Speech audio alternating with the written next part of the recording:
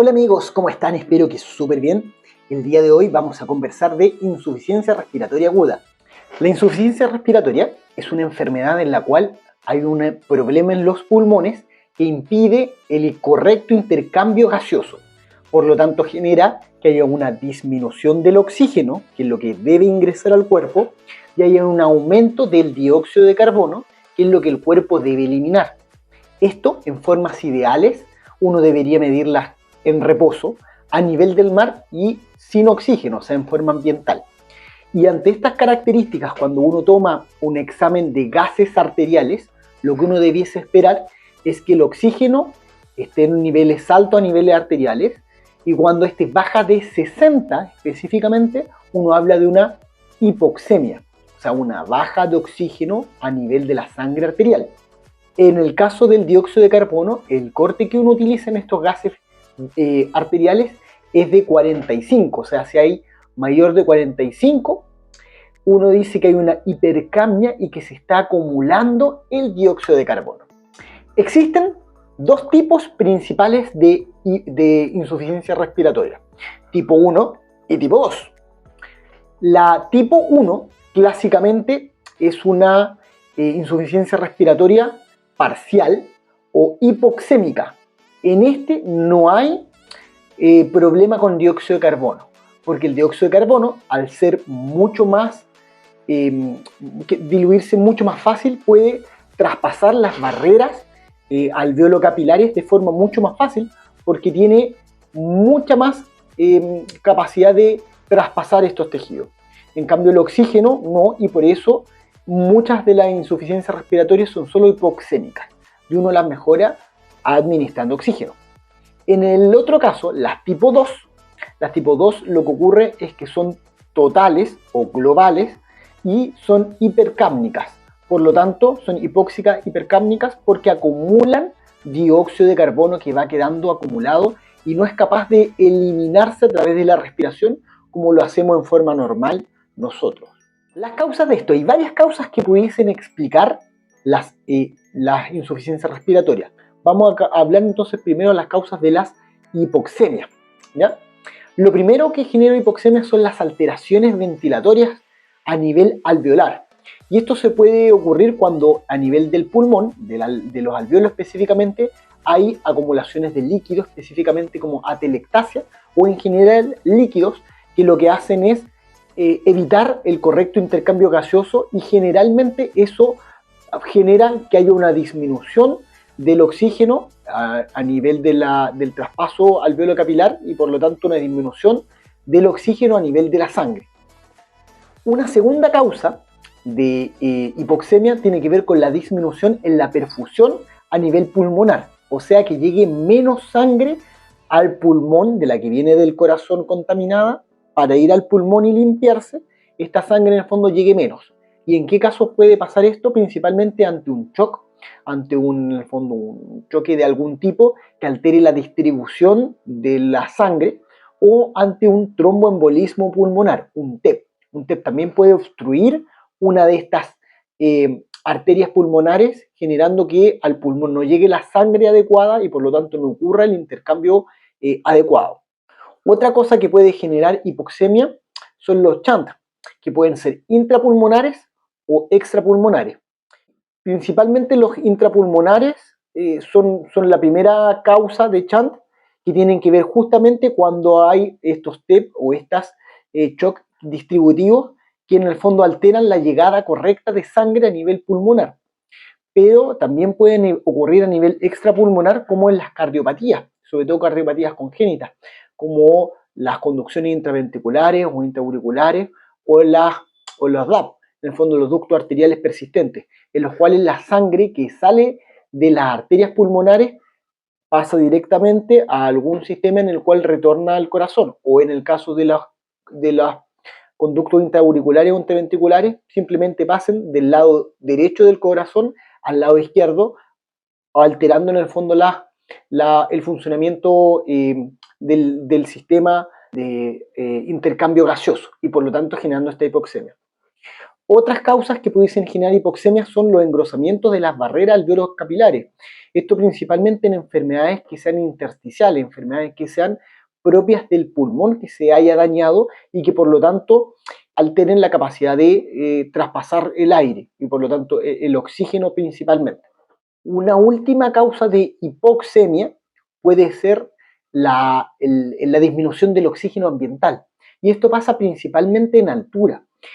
Cuando uno está sobre 2.000 metros y más aún cuando está a más de 4.000 metros, ocurre que hay una presión de oxígeno mucho menor y por lo tanto hay menos oxígeno disponible para entrar a los pulmones.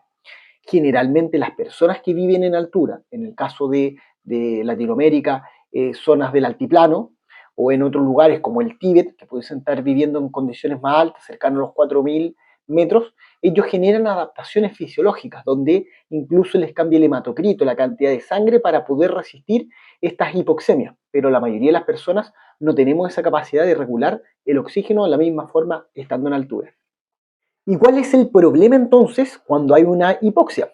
¿Cuál es la consecuencia entonces? La consecuencia es que si baja el oxígeno a nivel de la sangre, baja también la llegada del oxígeno a los tejidos. Y cuando los tejidos, el cuerpo, recibe menos oxígeno, no puede utilizar sus mejores funcionamientos metabólicos, lo mejor que tiene para hacer energía, que es el sistema aeróbico. Y tiene que recurrir, por lo tanto, a un metabolismo que uno llama anaeróbico. Y el metabolismo anaeróbico genera parte de los resultados del metabolismo un aumento del ácido láctico. Por lo tanto, al aumentar, al uno hacer actividad física o cualquier actividad con falta de oxígeno, uno aumenta el ácido láctico, que normalmente se ocurre en el ejercicio en cierta proporción, pero en estos casos, cuando uno tiene una hipoxemia, siempre ocurre.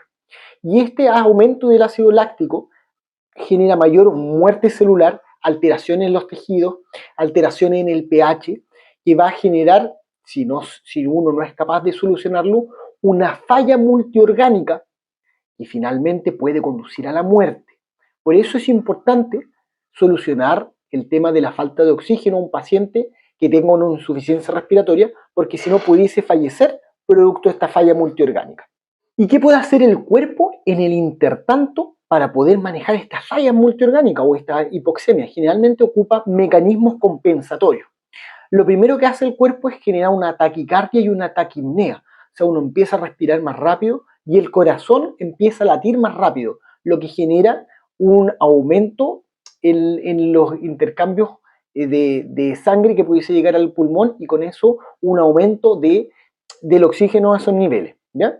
También el cuerpo genera un aumento de la presión, un aumento de la fracción de eyección, que es parte de la cantidad de sangre que envía el corazón cuando genera cada latido. Y en general no solo aumenta la frecuencia respiratoria, sino que también el aire completo que uno toma, y por lo tanto uno habla de un aumento en la ventilación, que permite en el fondo poder alcanzar y suplir parte de los desajustes que están ocurriendo en estos momentos por la hipoxemia. Estos mecanismos de compensación generan que a nivel pulmonar las arteriolas pulmonares se generen un reflejo en el cual se contraigan, genera una vasoconstricción. Esto aumenta la presión a nivel pulmonar generando una hipertensión pulmonar y esa hipertensión pulmonar genera que el corazón tenga que hacer un mayor esfuerzo para enviar sangre, generando una insuficiencia cardíaca derecha, donde se empieza a acumular volumen y generar una sobrecarga de volumen, lo cual puede llevar a una hipertrofia del corazón y a una insuficiencia cardíaca derecha en forma permanente. Esto es lo que en la parte médica conocemos como cor pulmonar o corazón pulmonar, porque es una alteración en el corazón producto primero de una falla en el pulmón. Y donde hay una falla en el pulmón, que genera una insuficiencia respiratoria, genera esta vasoconstricción y consecuencia de eso genera esta insuficiencia cardíaca del lado derecho. Otras cosas que el cuerpo utiliza para poder ir generando estas compensaciones, que genera una policitemia, genera un aumento específico de la eritropoyetina, así se llama la hormona, que genera que el cuerpo aumente la cantidad de sangre que genera y así pueda compensar parte de este déficit de oxígeno. Otras cosas que uno puede ver en los pacientes con hipoxemia a largo plazo o en el fondo con insuficiencias respiratorias crónicas es que pueden generar acropaquias, o sea, dedos en palillo de tambor, se le engruesa la punta de los dedos, y en general pueden generar algo que uno llama osteopatía hipertrófica, o sea, crecimiento de algunas zonas de los huesitos justamente por esta hipoxia en forma de medidas compensatorias. Todo esto que conversamos nos explica entonces cómo funciona y cómo se altera específicamente la parte de la hipoxemia y por lo tanto la insuficiencia respiratoria es tipo 1, ¿ya? Ahora yo les quiero tratar de explicar cómo funcionan el tema de las hipercapnias. El tema de la hipercapnia en general es producto de una hipoventilación. O sea, generalmente cuando hay un problema con el dióxido de carbono es porque no está llegando el aire adecuadamente a la parte pulmonar. Porque como yo les había comentado ya, el dióxido de carbono tiene una capacidad de traspasar la barrera 20 veces más que el oxígeno. O sea, traspasa 20 veces más rápido que el oxígeno y por lo tanto, en general, el dióxido de carbono, habiendo algo de aire en la parte pulmonar, suele intercambiarse mucho mejor y por lo tanto el cuerpo es mucho mejor eliminando el dióxido de carbono que recibiendo el oxígeno ambiental. Entonces, el principal mecanismo de la alteración de la hipercapnia es la hipoventilación. En general, las alteraciones en las barreras de los alvéolos capilares y la alteración en la perfusión afectan muy poco al dióxido de carbono y por lo tanto a la hipercapnia. El principal mecanismo entonces es la hipoventilación. ¿Cuáles son las causas entonces de los trastornos hipercápnicos, o sea, de alteración en el dióxido de carbono? Primero, una alteración en la respiración, donde hay una resistencia al flujo de sangre que puede pasar a nivel alto, respiratorio alto, por un cuerpo extraño o algo que obstruya la vía aérea alta, y a nivel bajo por enfermedades como el EPOC, que es la enfermedad pulmonar obstructiva crónica, un asma descompensada y también enfermedades como la apnea obstructiva del sueño. Todas estas alteraciones pueden alterar la ventilación y generar entonces un trastorno que también es hipercápnico. Otras causas que pudiesen generar esto son los trastornos de la distensibilidad pulmonar. Y esto puede ocurrir principalmente cuando hay aumento de líquidos, como en el caso de las neumonias, que pueden generar en el fondo alguna alteración a nivel pulmonar. También cuando baja la distensibilidad a nivel de la pared del tórax, como en los pacientes obesos, por ejemplo, que ellos pueden generar más fácilmente un problema en la parte ventilatoria. Y por eso cuando un paciente obeso se agrava, es más difícil ventilarlo que un paciente que sea normopeso. Otras enfermedades que también pudiesen generar este trastorno en la movilidad y la distensibilidad torácica son tumores pulmonares o tumores en el tórax o alguna deformación que pueda haber en el tórax, como el pectum excavatum o el pectum carinatum, que en el fondo son alteraciones a nivel del esternón. El manejo, por lo tanto, para poder solucionarlo es aumentar la ventilación de los pacientes. Otros trastornos que pudiesen generar causas hipercápnicas pueden ser las alteraciones a nivel de la musculatura y los nervios. Y esto sobre todo cuando afectan los centros respiratorios.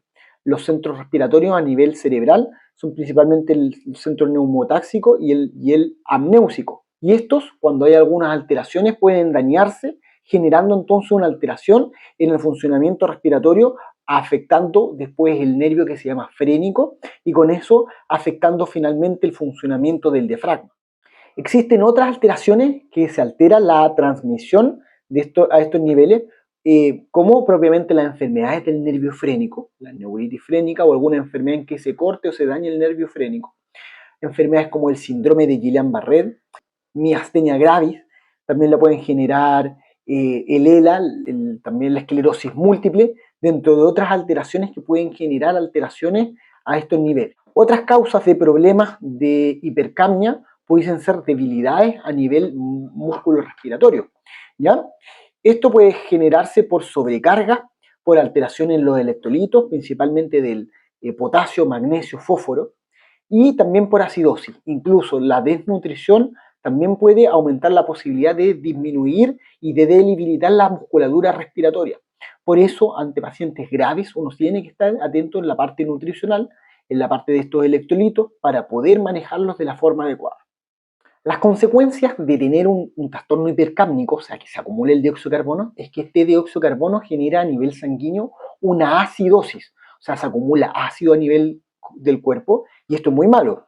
Además, esto como consecuencia va a generar cefalea, alteraciones de conciencia que generalmente pueden generar una dilatación a nivel cerebral y un edema cerebral, y con eso generan estas alteraciones de conciencia que muchas veces pueden ser muy graves.